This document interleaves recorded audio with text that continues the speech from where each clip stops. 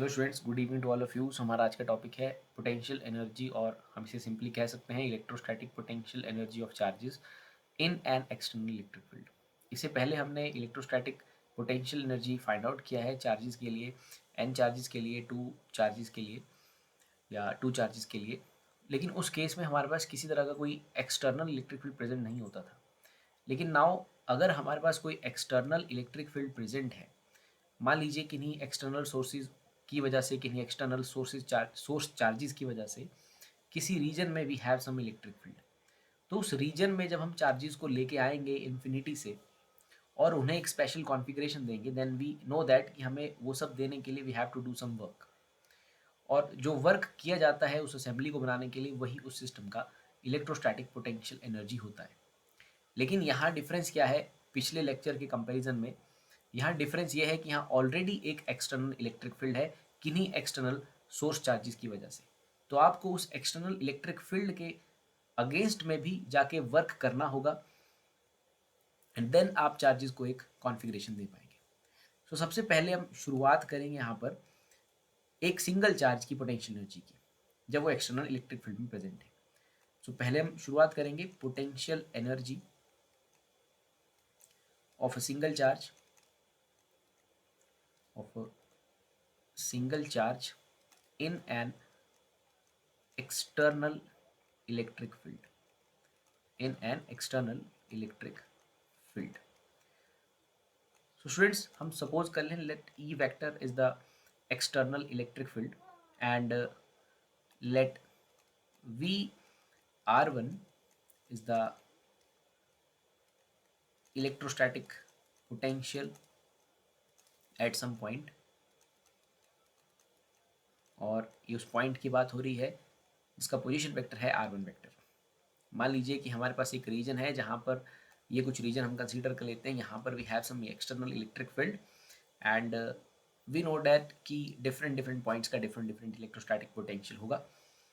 सो मान लीजिए कोई पॉइंट हमने कंसीडर कर लिया पॉइंट P, और इस पॉइंट का जो पोटेंशियल है that is written as VR1। So VR1 is the potential at point P, and that R1 is basically specifying the position of that point P with respect to some reference, that R1 is the position vector. So students, अब हम शुरुआत कर रहे हैं potential energy of single charge के साथ। तो हम एक single charge Q1 charge let suppose ये इन्फिनिटी पे प्रेजेंट है, यहाँ से इसे लेकर आएंगे पॉइंट P के ऊपर।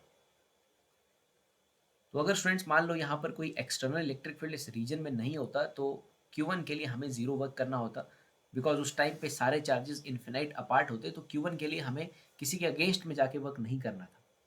लेकिन अब इस एक्सप्रेशन में ऑलरेडी एक एक्सटर्नल इलेक्ट्रिक फील्ड प्रेजेंट है, जिस फील्ड की वजह से किसी पॉइंट का जो पोटेंशियल है that is VR1।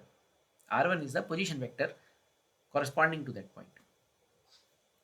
So Q1 के लिए हमें कितना वर्क करना पड़ता है? वी नो दैट जो वर्क का एक्सप्रेशन रहता है that is basically charge multiplied by the potential difference. So हम जिस चार्ज को लेके आ रहे हैं पॉइंट P पे, वो चार्ज का नाम है लेट सपोज Q1, और पोटेंशियल डिफरेंस कौन सा? जहाँ से आप लेके आ रहे हैं और जहाँ तक आप लेके आ रहे हैं, जिस पॉइंट पे लेके आ रहे हैं, उन दोनों पॉइंट्स के बीच का पोटेंशियल डिफरेंस। इन्फिनिटी का पोटेंशियल डिफरेंस है जीरो, एंड इन्फिनिटी पॉइंट पे value of potential is zero, and point P का पोटेंशियल है VR1। सो बेसिकली इन दोनों पॉइंट्स के बीच में जो पोटेंशियल डिफरेंस बन रहा है that is VR1 minus zero, because infinity का पोटेंशियल है जीरो। सो वर्क का एक्सप्रेशन आ जाएगा Q1 VR1। This R1 is basically specifying that position, जिस पोजीशन पे आप उसे लेके आ रहे हैं। सो स्टूडेंट्स, Q1 चार्ज को पॉइंट P तक लाने के लिए आपको जो वर्क करना पड़ेगा that work is equal to Q1 VR1। So यही इस सिस्टम की पोटेंशियल एनर्जी भी होगी इस लोकेशन पे। So that is the expression for potential energy of single charge in an external electric field. This is the expression. इससे पहले अगर यहाँ ऑलरेडी कोई एक्सटर्नल इलेक्ट्रिक फील्ड प्रेजेंट नहीं होती, तो ये जो एक्सप्रेशन है वर्क का, इसकी वैल्यू होती zero. But now external electric field present है, सो यू का एक्सप्रेशन है Q1 VR1। हम इसे इक्वेशन 1 नाम दे देते हैं। तो हमने एक पार्टिकल को, एक चार्ज को हम एक्सटर्नल इलेक्ट्रिक फील्ड में ला चुके हैं, और इस पॉइंट पे ला चुके हैं, तो ये हमें जो है वर्क करना पड़ेगा और यही इसकी इलेक्ट्रोस्टैटिक पोटेंशियल एनर्जी रहेगी। नाउ अब हम इसी एक्सप्रेशन को और ज़्यादा आगे लेके जाएंगे, मीन्स हम फाइंड आउट करेंगे potential energy of two point charges या टू चार्जेस या system of two charges, potential energy of system of two charges in external field। तो हम ऊपर वाले डायग्राम को ही कंसीडर करेंगे, वो हमारा रीजन है, लेट सपोज, जहाँ पर कुछ एक्सटर्नल इलेक्ट्रिक फील्ड प्रेजेंट है स्टूडेंट्स। सो मान लीजिए इसी रीजन में हमें किसी पॉइंट के पे Q2 चार्ज को लेके आना है, एंड उस पॉइंट के का जो पोटेंशियल है that is VR2, that R2 is the position vector corresponding to that point के with some reference there. So this is the potential value at point K there. अब हमें पॉइंट K पे Q2 charge को लेके आना है। So friends, Q2 charge को लाने के लिए we have to do some work, and that work is simply Q2 VR2। Work का फॉर्मूला है charge multiplied by potential difference. So हम इन्फिनिटी से इसे लेके आ रहे हैं Q2 को भी। सो वर्क का फॉर्मूला जाएगा charge multiplied by potential difference, like Q2 जहाँ लेके आ रहे हैं वहाँ का पोटेंशियल हम लिख रहे हैं VR2 से डिनोट कर रहे हैं, और जहाँ से लेके आ रहे हैं वहाँ का है जीरो। सो वर्क का फॉर्मूला आ गया Q2 VR2। ये बेसिकली आपने वर्क किया है against the external electric field Q2 को लाने के लिए। So that is Q2 VR2। सो लेकिन यहाँ पर इस फील्ड में ऑलरेडी आप इस पोजीशन पे Q1 चार्ज को भी बिठा चुके हो। अब आप यहाँ पर Q2 को लेके आ रहे हो। जब आप यहाँ Q2 चार्ज को लेके आ रहे हो तो आपको वर्क करना पड़ेगा against the external electric field as well as against the electric field that was generated by the Q1 charge there. अब Q1 चार्ज भी यहाँ पर अपनी इलेक्ट्रिक फील्ड जनरेट करेगा, उसके अगेंस्ट भी आपको वर्क करना पड़ेगा, तो जाके आप पार्टिकल Q2 को पॉइंट के पे ला पाएंगे। मीन्स एक तो आपने यहाँ पर एक्सटर्नल फील्ड के अगेंस्ट में काम किया है, और साथ ही साथ में आपने यहाँ पर जो Q1 ने फील्ड बनाई है अपनी, उसके अगेंस्ट में भी आपने वर्क किया है। सो Q1 के अगेंस्ट में जो आपने वर्क किया होगा दैट इज, लेट सपोज इसे मैं W डैश लिख देता हूँ। So it is Q2 multiplied by potential at point K because of Q1। सो इसका पोजीशन वेक्टर हमने R1 लिया है और इसका R2 लिया है। सो R1 से R2 तक का जो डिस्टेंस है उसे लिख लेंगे हम R12। So because of this Q1 charge, the potential at point K, potential at K because of Q1 is simply Q1 upon 4 pi epsilon naught R12। So students, आपने इस potential, like that was the potential at point K because of Q1, so आपने Q1 की field के against में भी work किया है, और ये यहाँ पर वैल्यू बन रही है जिसे मैं यहाँ लिखा है Q1 upon 4 percent R12, that is the value of potential at point K because of Q1। So Q2 charge को एक तो external electric field as well as this field generated by the Q1 के against भी work करना होगा। सो यहाँ से जो W डैश का एक्सप्रेशन है that is Q2 multiplied by Q1 upon 4 pi epsilon naught R12। सो ये दो वर्क जो है हमें Q2 को पॉइंट K पे लाने के लिए करने पड़ेंगे।